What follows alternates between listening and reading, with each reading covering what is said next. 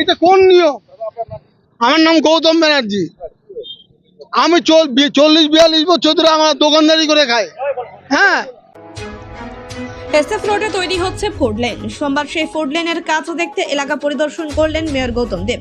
পৌর নিগমের তরফে এসএফ রোডে এই ফুড লেন তৈরি করা হচ্ছে, যেখানে 20টি স্টল থাকবে। ফুড লেনের সৌন্দর্যায়নের জন্য সেখানে আলোর ব্যবস্থা ও বেঞ্চ গাছ বসানো হচ্ছে।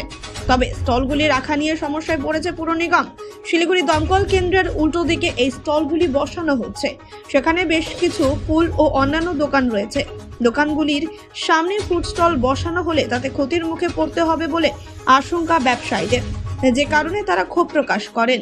এদিন মেয়র এলাকায় গেলে সেখানেও তারা সমস্যার কথা বলেন। এরপরই পুর নিগমের ব্যবসায়ীদের সঙ্গে বৈঠকে বসার কথা বলেছেন মেয়র।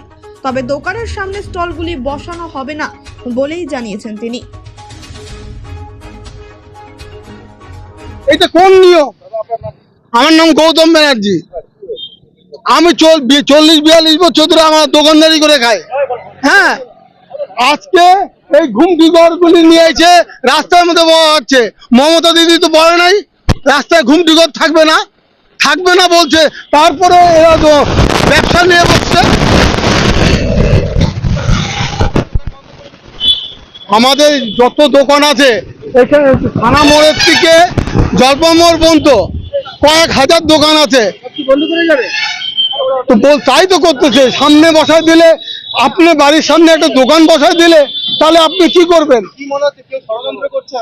তাই তো হচ্ছে। আমিও পার্টি করি বললাম, আমিও টিএমসি করি। এখন কারা করছে আপনারা তো ভালো মতনই সব জানেন। এটা তো মানা যাবে না। তাহলে আমরা রাস্তায় নামবো। না না, এটা ভুল কথা। একটা টয়লেট ছিল, আমরা নিজেরা বন্ধ করে দিয়েছি। কে বলছে? আমাদের এখানে আজ থেকে 50 বছর ধরে আমি এখানে আড্ডা মারি। 50 বছর ধরে। এখানে যে ওই ড্রেনটা, আপনি ওই পাশে যে ড্রেনটা হয়েছে মেন ড্রেন, এটা পুরানা ড্রেন ছিল, এটা বন্ধ হয়ে গেছে মোটামুটি। ওই ড্রেন চালু।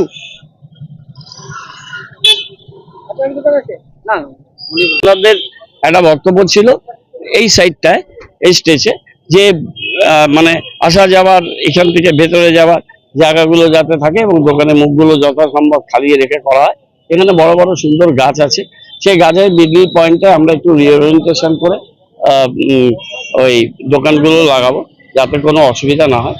এখানে আমরা এর আগেও এখানে যারা ব্যবসা করেন তাদের নিয়ে আমাদের সার্ভে অনুযায়ী এবং আমরা ক্ষুদ্র ব্যবসায়ী সমিতি তাদের রিপ্রেজেন্টেটিভ নিয়ে মিটিং করেছি।